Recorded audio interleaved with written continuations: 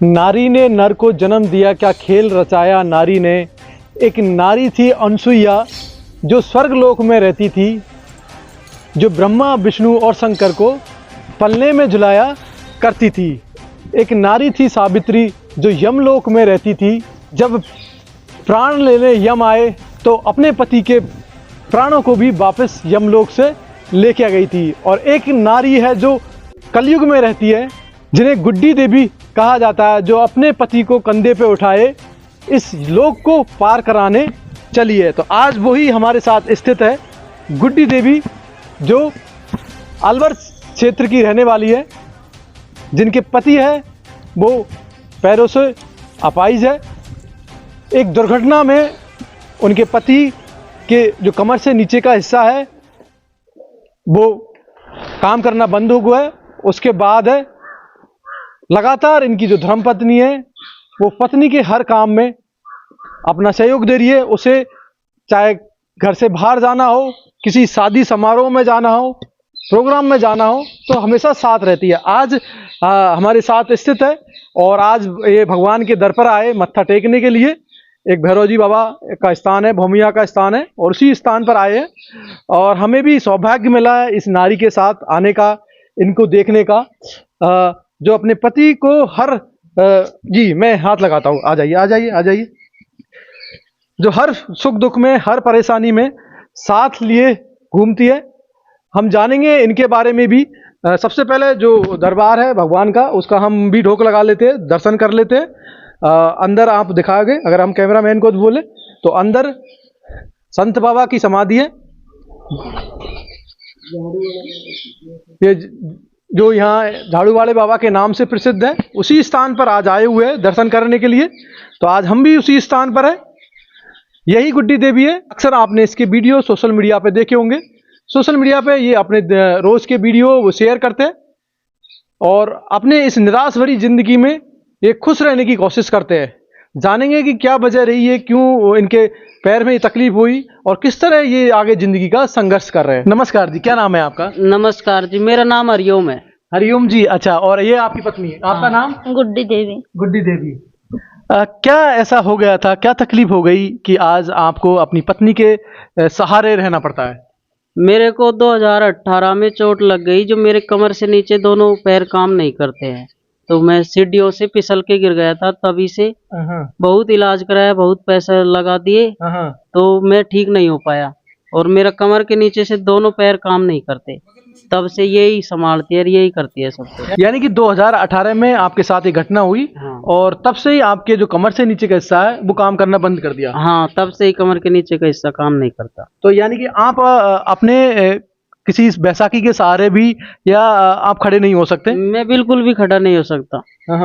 मुझे गोदी में उठा के बैठाती है। कहीं इलाज कराना जाना होता है, कोई देवी देवताओं के जाना होता है, और कहीं ब्याह शादी, सब जगह ये गोदी में उठा के जब ले जाती है और वहीं बैठा देती है। दिनचर्या के काम आप कैसे करते हो? जिस तरह आप बता रहे गोदी में उठाना पड़ता है, सहारे की जरूरत होती है, तो जो रोजमर्रा के काम हो, शौच जाना हो, पेशाब जाना हो, वो फिर? पेशाब में K90 नली होती है, उससे व्हीलचेयर पे बैठा बैठा कर लेता हूँ। जो डिब्बा होता है उसको ये फेंक देती है, और टॉयलेट में ये लेके जाती है, फिर वहाँ बैठा देती है। नहाने के लिए भी यही उठा के बैठाती है, वापिस फिर नुआ के फिर बैठा देती है। अच्छा। हाँ। तो जो शौच या पेशाब के लिए क्या आपको एहसास नहीं होता? नहीं, मैं अंदाजा से करता हूँ। कमर से नीचे मेरे को पता नहीं लगता ना, रीढ़ की हड्डी फ्रैक्चर हो गई मेरी। तो पेशाब में K90 से, मतलब आइडिया से करता हूँ ऐसे, और सोच भी ऐसे ही करता हूँ। यानी कि आपको पता नहीं रहता कि मुझे कब पेशाब जाना है। और एक तरह से आप आइडिया लगाते हो कि अभी 2 घंटे हो गए, 3 घंटे हो गए, मुझे पेशाब जाना चाहिए। अगर नहीं लगा है तो शायद वो कपड़ों में लीकेज भी हो जाता है। अच्छा। हाँ, कपड़े भी गीले हो जाते हैं। डॉक्टरों का क्या कहना है इसमें? डॉक्टरों के बहुत इलाज करा लिया, बहुत पैसे लगा दिए, वो बोल रहे हैं ऐसे ही रहेंगे, ठीक नहीं होंगे। अच्छा। हाँ, ऐसे ही रहेंगे। हाँ। घर जाओ घर रहो, घर जाओ घर रहो, इनकी माई सेवा करो।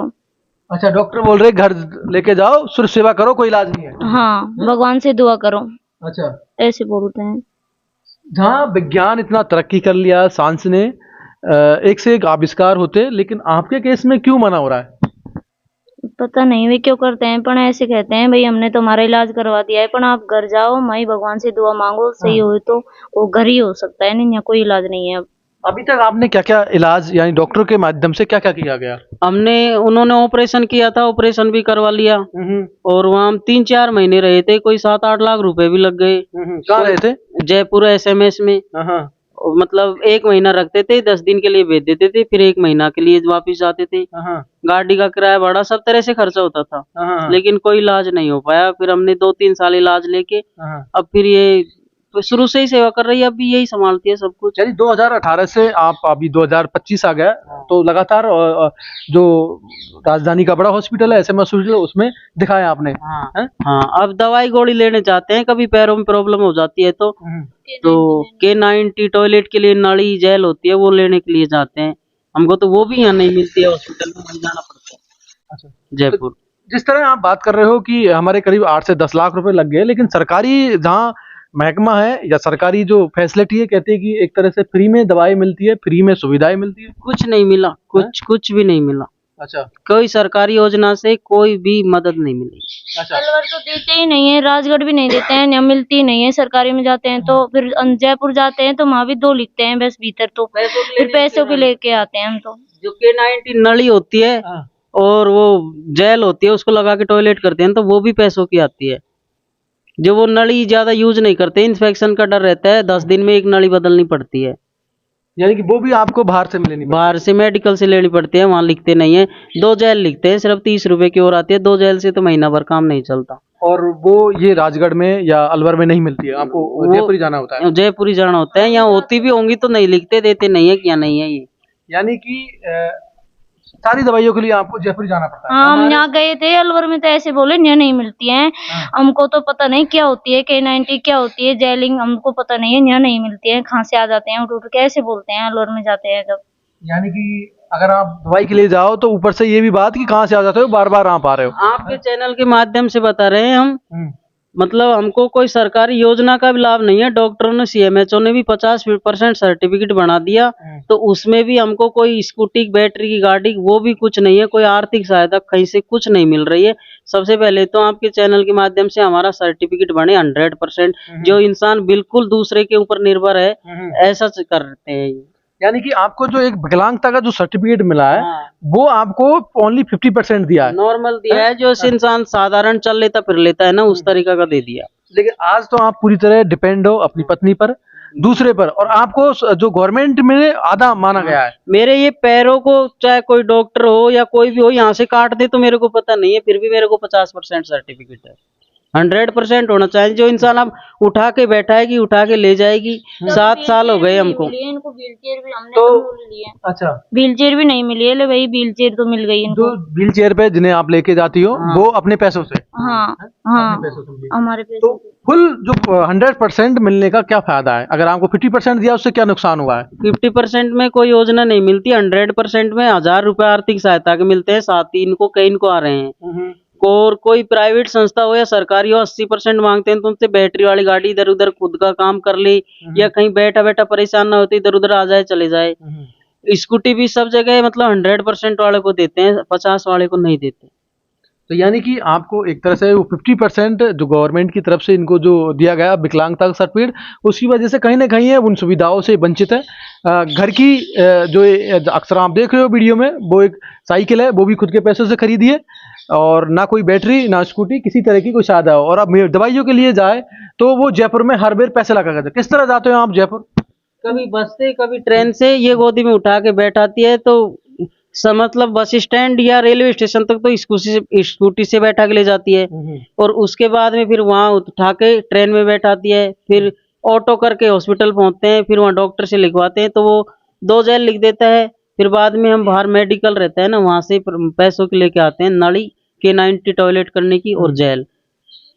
और इसके लिए जयपुर जाना पड़ता है आपको? जयपुर जाना पड़ता है, वहाँ से लेकर आते हैं। तो बड़ी ही सोचने वाली बात है कि किस तरह जहाँ सरकारी सिस्टम है, बता रहे, जोर शोर से प्रचार करते हैं कि हम सरकारी सुविधाओं को विस्तार कर रहे हैं, फ्री में लोगों का इलाज करा रहे, नई नई स्कीमें ला रहे, मेडिकल में सुधार कर रहे हैं, लेकिन वहाँ हकीकत कुछ और ही है।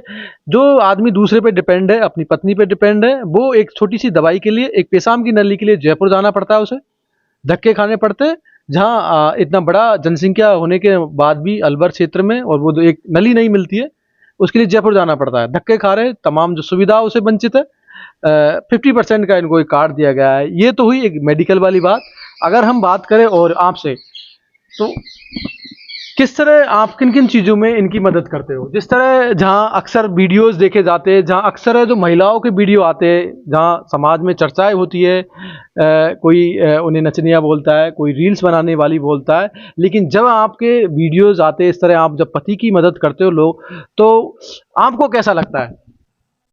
मुझे तो गोदी में उठाकर ही बैठाना पड़ता है। इसको खा भी ले जाती हूँ, ब्याह शादी में भी, कहीं मार्केट में भी जाते हैं तो हम तो दोनों साथ में ही जाती हूँ। तो इनको गोदी में उठाकर बैठाती हूँ जब ले जाती हूँ मेरे साथ में। यानी हर छोटे से बड़ा काम आपके भरोसे है। हाँ, नहलाने भी ले जाती हूँ, तो इसको गोदी में बैठा के बेड पे से, और फिर उसको जब नहला के ले जाते हूँ।